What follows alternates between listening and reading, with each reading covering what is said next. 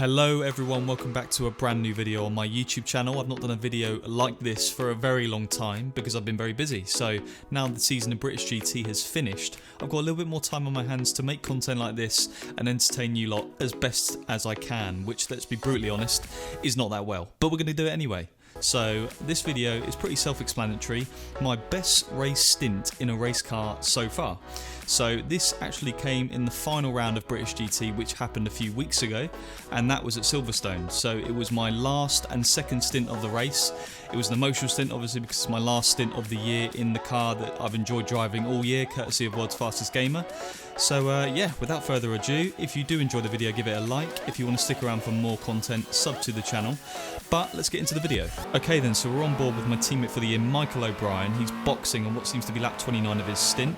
So he's following the Mercedes into the pit lane. He's going to look for that pit speed line with the pit speed limiter on. And yeah, the pit stop in a race throughout a weekend is probably the most manic moment of the weekend. So he comes to an abrupt stop, hits the aluminium board in front, that doesn't really matter, and our driver change commences. So let's get into the race stint. So I've got to wait for the team to let me go because we have to hit the minimum pit time. So if we go underneath that and we leave the pits early, we get a penalty.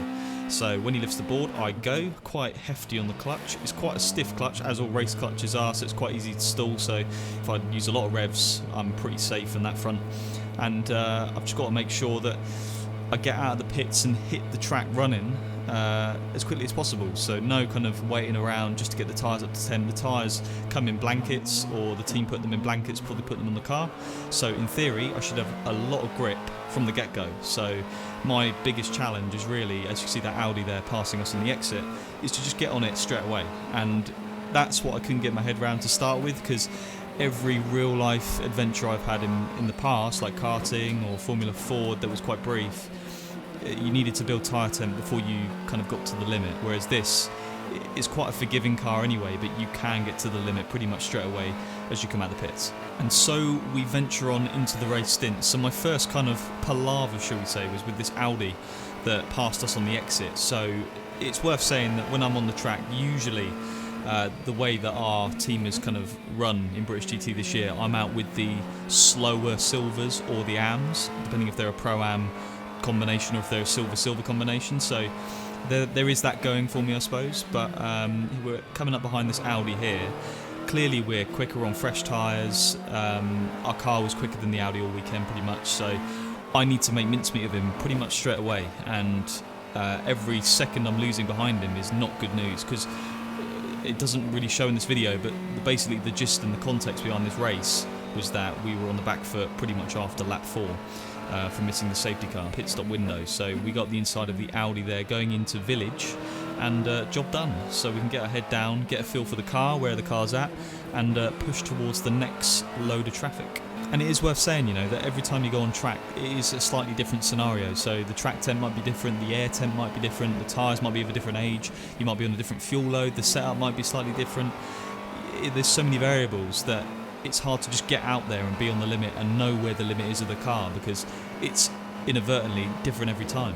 And as you can see here, through Magnus Beckett's, we're suffering the wrath of the dirty air of the Lamborghini in front, because I think it is being driven by one of the AMs at this point, and naturally we are a bit quicker, but he's placing his car very well, and you'll see over the course of the next lap it's very, very frustrating. We lose about 2, 3, maybe even 4 seconds behind this Lamborghini, just from him defending really well. I mean, into Stowe here, we try and go around the outside, maybe looking for a switchback or just hold around the outside, but he places his car very well. I probably should have gone for the switchback there. I tried to commit around the outside, just didn't work on the marbles. He's outbraked himself into Club here, and into Vale, sorry, and on the exit we don't get a good enough run to kind of get alongside him before turn 1 of the new circuit. So that's one thing to kind of note about this race, is it uses the old timing loop. So the start finish straight is where it used to be. And as you can see here, we suffer a lot of dirty air through that high speed section. We lose a bit of ground to him, but again, he's going for a defensive line when he doesn't really need to. He gets on the power, a little bit of wheel spin there for him, and he's all over the shot. So it's really, it's funny, but it's frustrating at the time for me, because I'm losing lap time here, and our race is with the net leaders of the race battling for a podium, not with this guy. It just so happens we're on the same bit of track at the same time, which is unfortunate for us. but it's up to me really to kind of get aggressive and force my way past, because if I don't, we will lose the race. So we try and have our nose up the inside of him there, but he does close the door. It's a very fine balance, because maybe in the sim I might have already sent it up the inside already, but in real life it's a very different thing. Overtaking in GTs is notoriously difficult anyway, because the cornering speeds are slower, the dirty air's quite bad. You know, our car, the McLaren especially, relies on the downforce, and when it's behind other cars it does suffer dirty air quite badly. So we've already been behind him for probably over a lap now, and it's really kind of getting into my head. I need to get past this guy ASAP, and because even, you know, through here we're behind him, and it looks like we're going at a decent pace, but I'm looking at the delta. So you see our last lap there in the bottom right, 2:02.3, which is over 2 seconds slower than what we were doing in clear air, which, yeah, it's unacceptable really. He goes defensively into Stowe again, so we're looking for the switchback this time. I'm thinking, can I send it up the inside on the braking into Vale? It's quite a heavy braking zone. So you can see he jinxed to the left at the last minute, puts him off into the braking. He takes a very acute line into there. We get the switchback. And at this point, I'm not budging. I'm going to leave it there. We make contact. He does turn in a little bit. And that contact probably didn't sound or look as bad as it was. We lost our left barge board on the door, so it's quite considerable damage. We've got a GT4 Mustang straight away coming up, but that move had to be done. We lost 3-4 seconds there, and if I was too kind and I stick behind him any longer, the race would have been gone. So on the contrary, here is a good example of how kind the traffic can be to you at times. So you can see ahead a blue 720S GT3 McLaren, same car as us. We've both just lapped a GT4 McLaren. So in fairness, we probably lose a little bit of time in the left of Brooklands and now the right here of Luffield. But I'm thinking at this point, oh, here we go again. We've got to lap another car or get past another car, and it's going to take us half a lap. But you see there, what a bloke. I mean, he's just let me through and allowed me to continue on my race stint. So that was very kind. It doesn't happen often, but when it does happen, it's a pleasant surprise. So coming up next is an overtake on the fellow title contenders of the race, and at the time, Ram Racing. So they were quick all year. They qualified on the same row as us for this race. They were one of 4 title contenders along with us.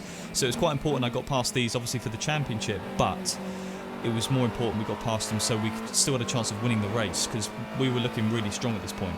The pace, I think the pace of me at this time was the quickest on track of anyone, so I wanted to use that to, you know, allow us to get ourselves back into the race. For whatever reason, in this stint, I think it was Sander Hand driving the car at the time. He wasn't really on the pace, maybe he was struggling with the car mechanically, but you'll see in this next right, we get lots of aero wash and the dirty air. I mean, it's insane how much it affects the car. We just lose lap time to him, basically, and it's something that's more prominent in real life than it is in the sim. He goes a bit defensively. I don't know if he means to do that or not, and he's out of position for this whole section. Takes a very early apex into the loop, gets the rear kind of squirrely on the exit, a bit of wheel spin, and we get a decent run on the exit as well. So that Mercedes all year, we've noticed, has been really quick in a straight line.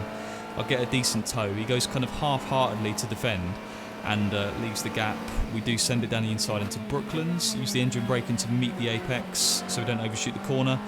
And that is a move, I don't know what position it was for at the time, but I remember thinking at this point, the car, it feels slightly oversteery in low to mid-speed corners, as the tyres obviously drop off. That's kind of a characteristic we've seen all year, but it feels quick. We were the quickest car on the track by, I think, like half a second at the time, so yeah, it was a good point of the race. And so, on the topic of the car feeling really good, I'm going to show you our fastest lap of the race for our team, which came on lap 59 of this stint we're watching now. So, as you can see, approaching turn 1, Cops, about 75 metres, quite a harsh dab on the brakes, down 2 gears, meet the apex, let it run out wide. There were certain corners they were monitoring over the weekend where you couldn't go onto the green on the runoff. So I had to be really careful there for track limits. And then into Maggots, use the curb on the right. It doesn't sound great, but it is definitely quicker. Get the car hooked up for the left, and then for this final right, it's all about a late apex. Get on the power as early as possible. Use the curb on the exit just so you can get on the power earlier. And then down Hanger Straight. We got no traffic on this lap, which is really good. To be fair, my stint was quite traffic free. I got fairly lucky, apart from that Lamborghini earlier. We were very lucky. So into Stowe, kind of V off the braking, get the car into the apex in 3rd gear, get on the power earlier than you think. Again, watching out for track limits on the exit. Down into Vale, I love this braking zone, it's so heavy. down to second gear, keep the nose of the car down, just keep your foot on the brake pedal to get the car into the corner, and then make sure we get a nice smooth exit, no wheel spin, none of that. And we do, again, track limit, you've got to be careful on the outside on the left there. So approaching the new part of the track, or even though I say it's new, it's 10 years old. Down to fifth gear for the right. The McLaren in the high-speed sections, when there wasn't a car in front of it, was really strong. Into this, or into village, down to second gear, a nice late apex here, and then we come out wide a little bit, down to first gear for the loop. Struggling with oversteer here, the car was quite unstable on the rear throughout the race. On this particular lap I managed to control it and get a decent exit.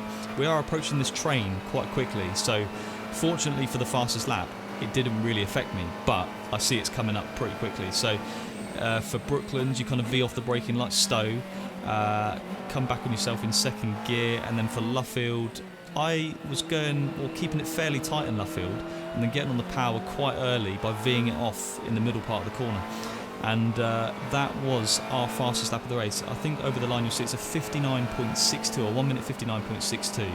And I think from memory it was about a second off the fastest car, which was a Lamborghini. So to be fair, I wasn't too displeased with it when I saw it after the race. At the time, in a race stint, you're not really thinking about the fastest lap, but it wasn't too bad. Now you can see here I'm approaching this train we were catching previously, and it's a McLaren, Mercedes, and I think another McLaren. So I came on the radio fairly promptly and said, look, we need to box soon, because instead of me trying, look like a hero and get past all these cars and lose loads of lap time, we should just box. I know it's the boring option. Get Michael in the car and we'll undercut all these cars and we'll have a quicker overall race time. So you can see I'm getting ready for a pit stop. I'm on the team ready. The team have come over the radio and said, look, we're boxing this lap. So there's no point in me challenging these guys in this final section of corners, because I'm going to box anyway. So I take a slightly tighter line on the exit of Luffield. I'm bombing it into the pits. Every 10th counts in here on the entry phase, and we just about make it under the speed limit before the line, and we're going to do what Michael did when he boxed and go right up to that board, hit it slightly, turn the engine off, and that was our final race stint of the season in that car. So I knew it at the time. It was very emotional.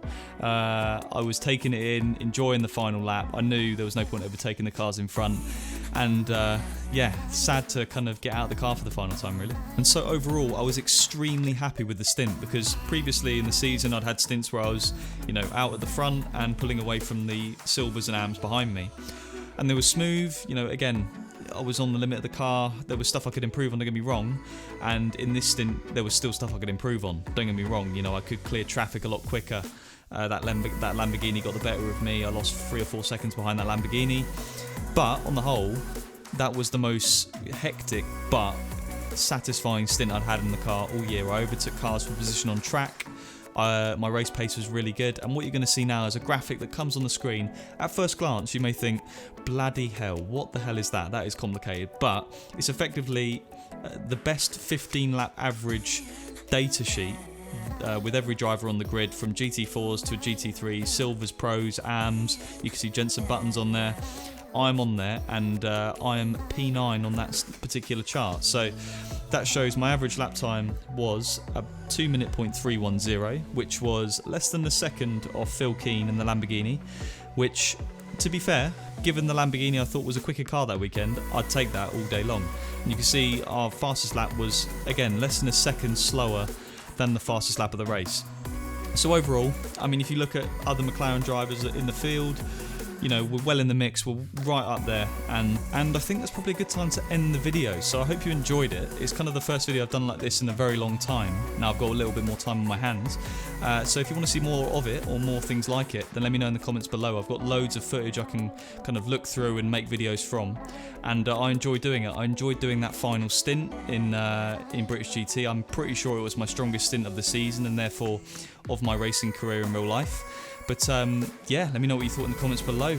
Look in the links in the description to see the guys that provided me with this amazing drive, World's Fastest Gamer, the team that provided an amazing car, Rocket Motorsport. Make sure you go and check those out in the description below. But for this video, that is it. So I guess I'll see you all very soon.